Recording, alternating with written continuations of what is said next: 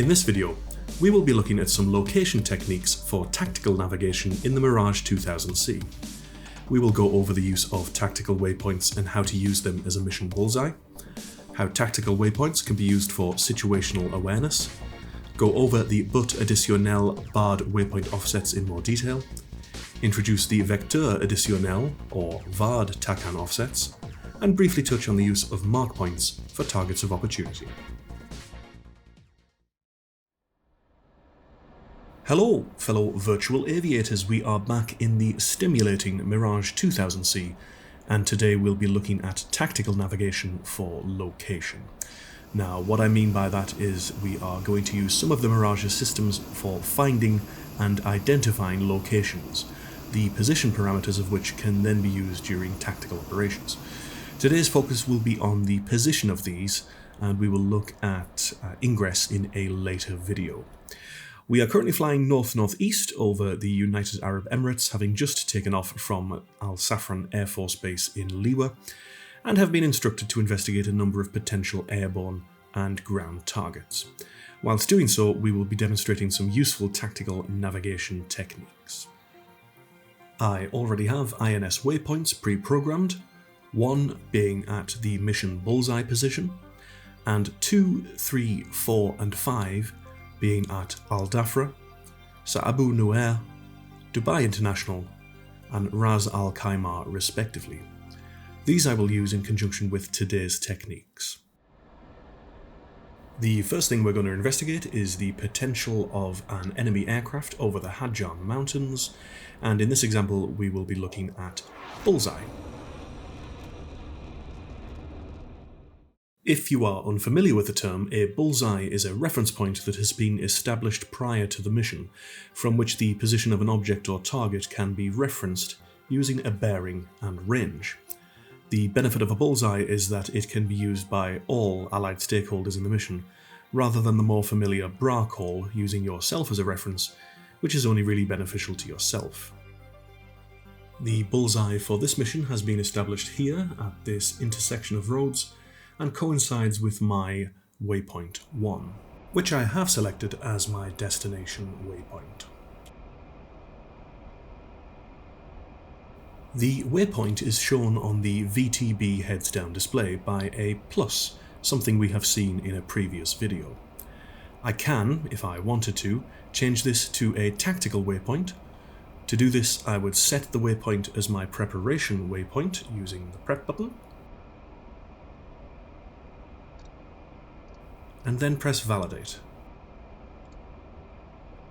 The waypoint is now marked with its number, here waypoint 1.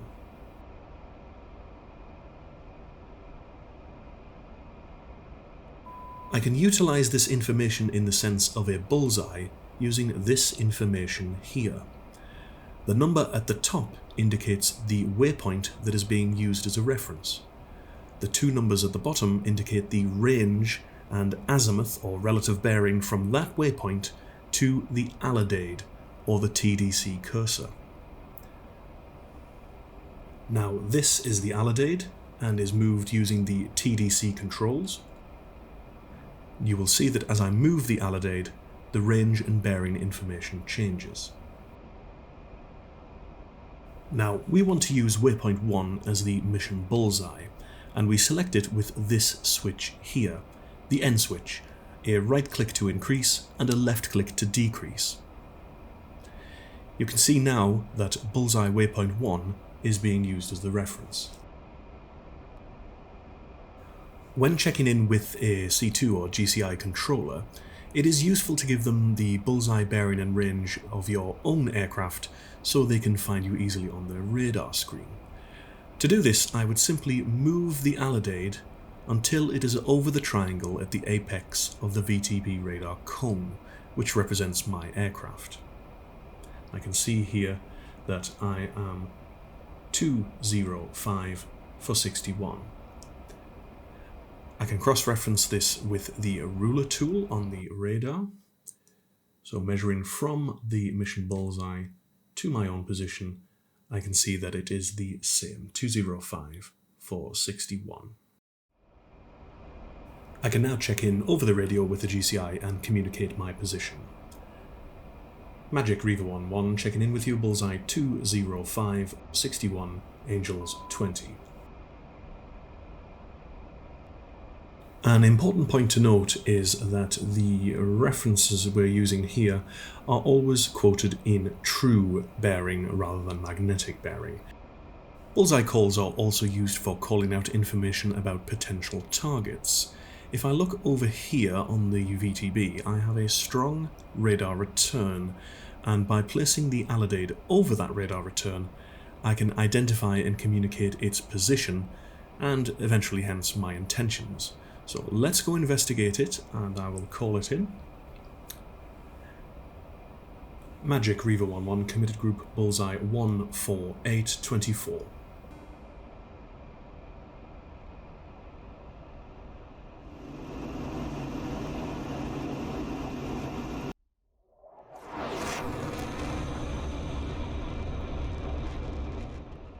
I have my magic missiles warmed up, and he should be somewhere just ahead of me, so let's see if we can pick him up. Gotcha! A fairly aggressive stance, but let's go and investigate and see who he is. Well, well, well, that's an enemy AWACS, an A50 mainstay.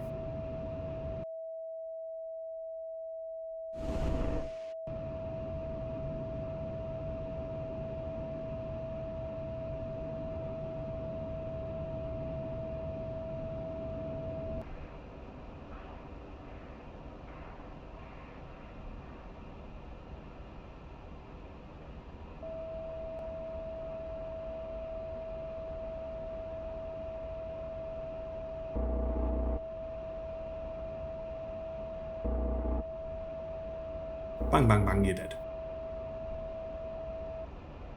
Reiver 11 splash 1 times mainstay.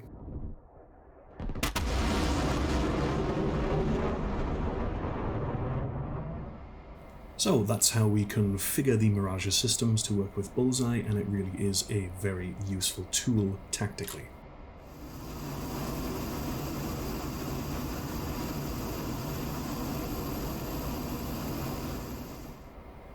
In the next example, I have been told by my controller that there is an enemy transport aircraft somewhere between Al Dhafra, Sir Abu Nuair and Dubai International, which, if you recall, were my waypoints 2, 3 and 4.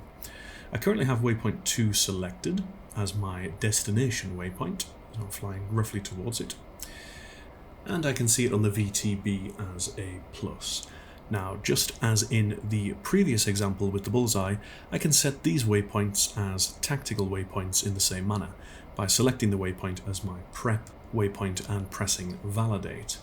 I can display up to 5 tactical waypoints on the VTP, so I'm going to add waypoints 3 and 4 as tactical waypoints in the same manner.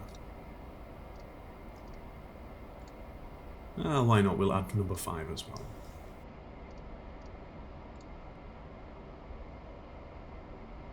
I can now see the positions marked as tactical waypoints on the VTB, and this is useful for situational awareness. From the intelligence I have received, I know that my target is somewhere between waypoints 2, 3 and 4. So let's fly in that direction and see if we can find anything.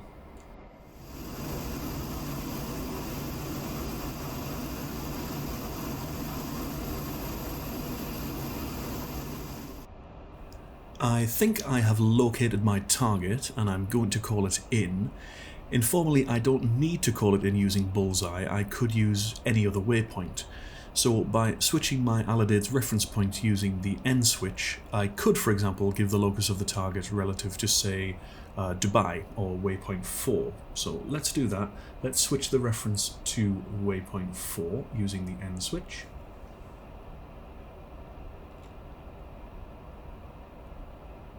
Place the alidade over the target, and I can see from the information there that the target is approximately 19 miles northwest of Dubai. I can even get personalized bra information if I set the reference point to 00 or my own aircraft.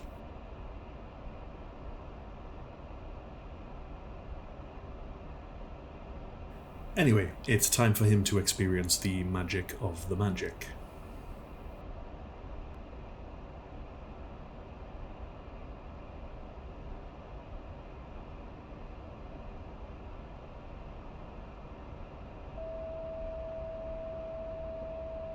That, my friends, appears to be an AN-26 curl, and very soon will be a dead AN-26 curl.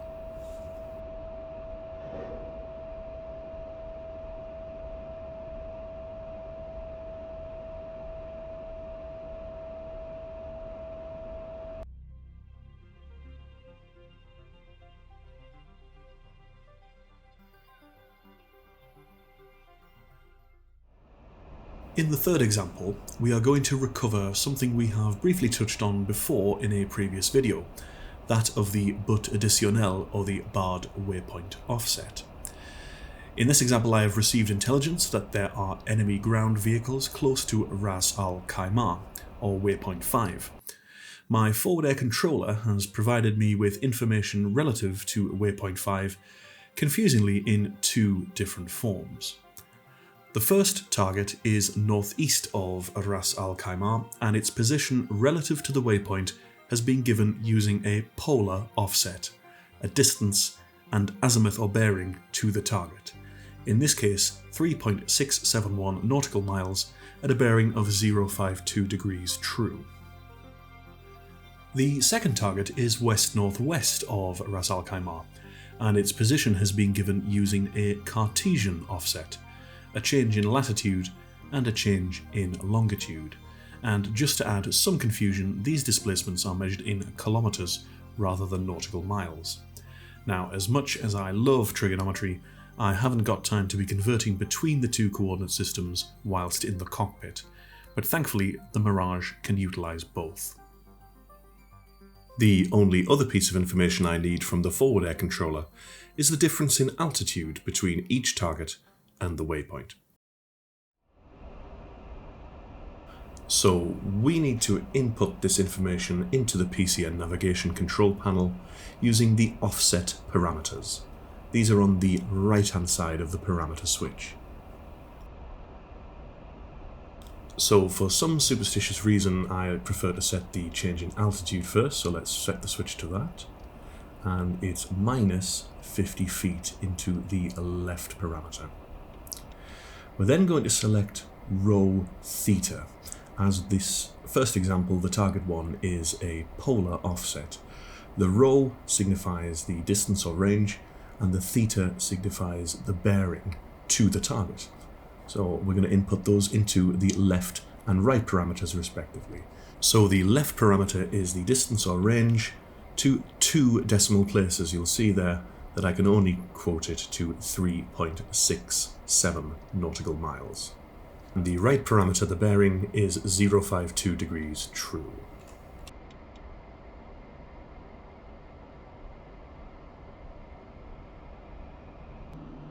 I am now navigating towards waypoint 5, just over 10 nautical miles to go, and I should be able to pick it up on the heads-up display very soon with the crosshair. And there it is. So that's waypoint 5, which coincides with Ras Al Khaimah. I am now going to switch over to the offset target by pressing the Vard waypoint offset button on the PCN, the first of 3 buttons to the right of the parameter switch. The information on my HSI has changed, and I need to adjust my trajectory. I am now just over 11 nautical miles to the target. Once I get within 10 nautical miles, it should appear again as a crosshair.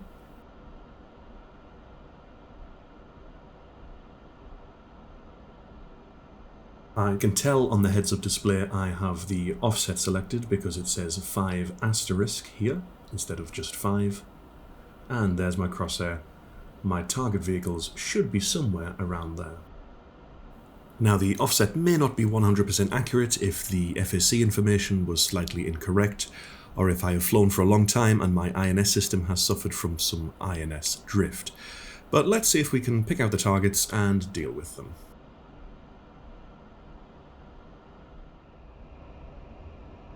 I've identified 3 vehicles just on the intersection of the road there. And let's go in and show them we mean business.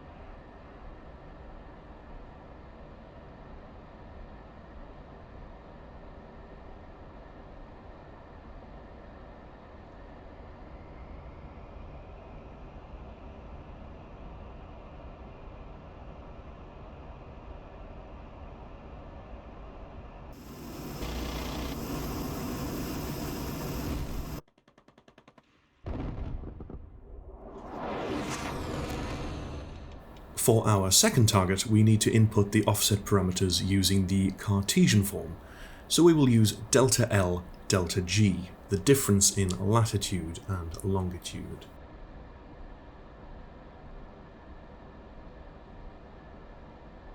Let's input the altitude information first. Our target is at 94 feet, which is 23 feet above the waypoint. Switching to delta L, delta G, this information is quoted in kilometers. So the difference in latitude is the left parameter. My target is north of me by 3.505 kilometers. Let's insert that.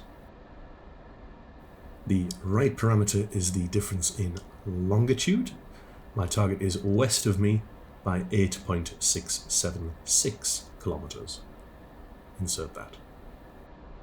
Having done so, if I switch back to rho theta, it has actually converted this into the polar form. So you have a very simple trigonometrical calculator built into your PCN. So let's go and find that target.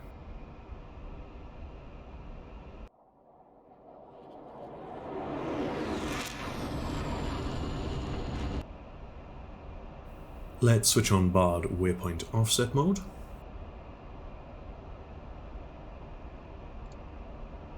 Information has updated on the HSI, and I can see I have the offset selected because I have 5 asterisk on the hood instead of 5. Let's see if we can go and find this bad boy.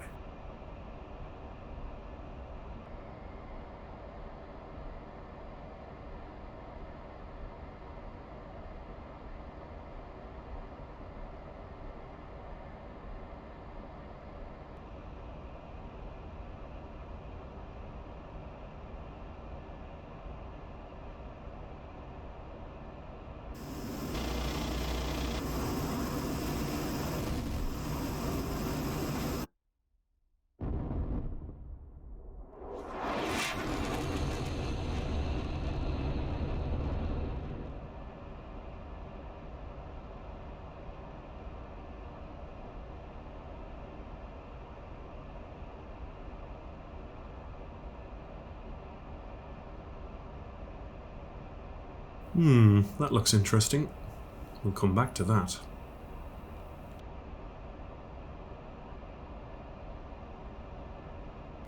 In our next example, we are going to be utilizing a Vard instead of a Bard. This, a vector additionnel, is similar to the waypoint offsets we have just used, but now we are going to measure our offset from a TACAN beacon rather than a waypoint. Somewhere out in the desert, our forward air controller has set up this portable TACAN beacon, operating on channel 66 X-ray, and he has communicated to me the location of enemy assets relative to himself using polar coordinates, a range and a bearing. We can tune to his TACAN beacon and input the offset parameters to help find the target. He also provided me with a Morse identifier to make sure I am tuned correctly. His call sign is Sierra Tango. Now, we have used the TACAN panel before in a previous video, so the first thing I'm going to do is tune to his channel 66 X-ray. Switch the mode to transmit receive. To pick up the identifier signal, we are going to increase the audio volume of the TACAN. This is done on the volume control panel on the left console, and you will see the third knob on the top row is labelled TAC for TACAN, and I'm going to increase the volume to full.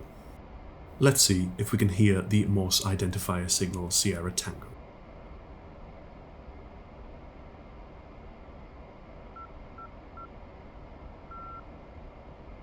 And tuned correctly, because there's the Morse identifier.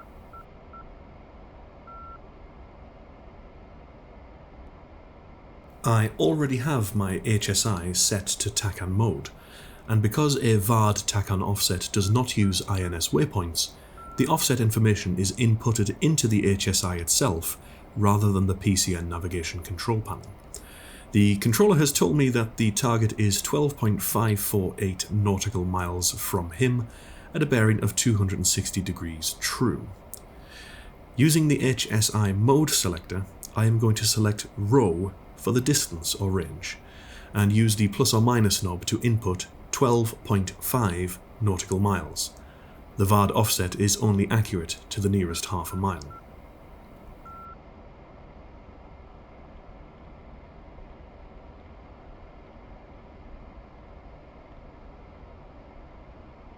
Changing to theta for the bearing, I'm going to use the knob to input 260 degrees.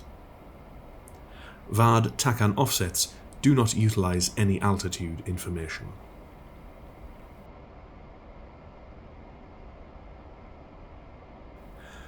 With the offset information inputted, I can use it to navigate to my target. Switching back to TACAN mode will guide me to the location of the controller, and switching to offset mode or Vard in the French cockpit will guide me to the target.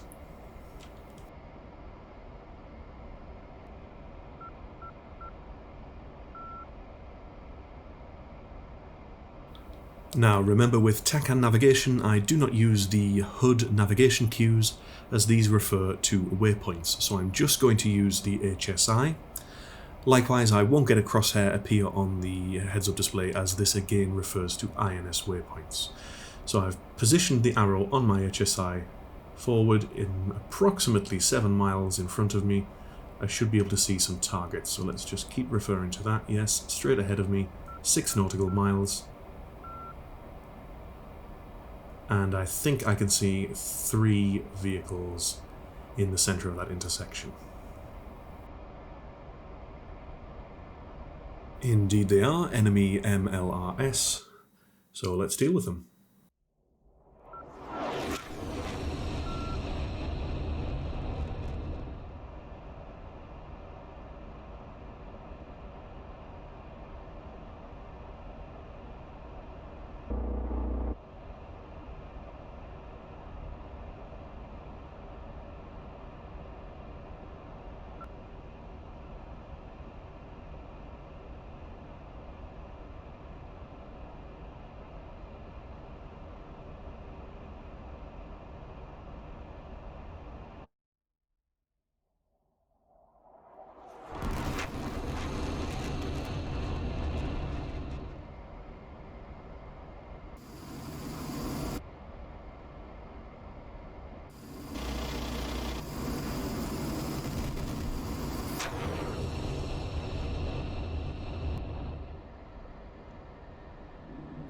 Let's switch off our TACAN and revert back to INS navigation.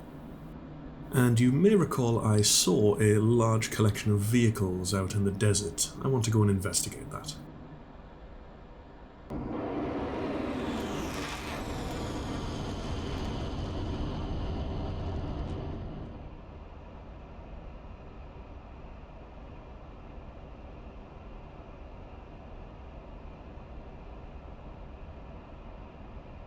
Eureka!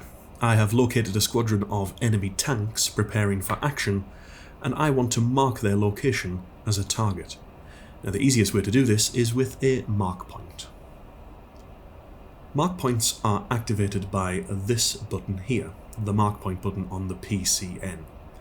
Whilst other aircraft have various means of marking targets, the Mirage 2000C utilises only the overfly method.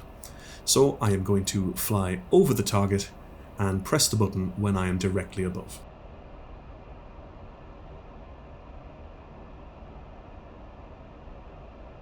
Stand by to mark.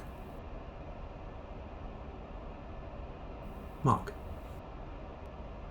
Having pressed the mark point button, the position parameters are temporarily shown on the PCN display. If you are happy that the target was marked correctly, you can then use validate to store this information. The Mirage can store up to 3 mark points.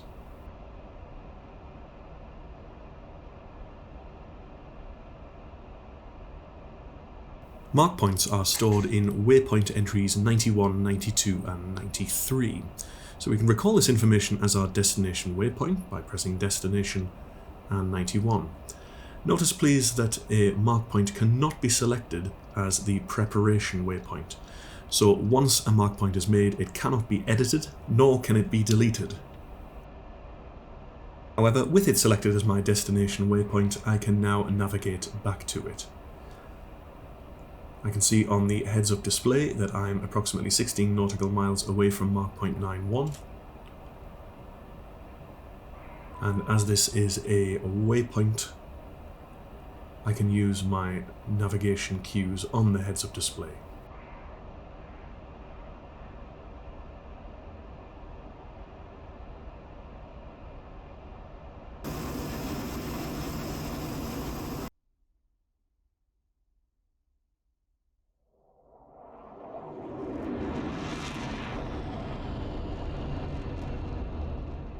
If I mark a point incorrectly, or I'm not happy with it, then I can simply press the mark point button again, rather than validate, to delete it. Remember, you can only store 3, and once you've stored 3, you cannot change or delete them, so choose wisely.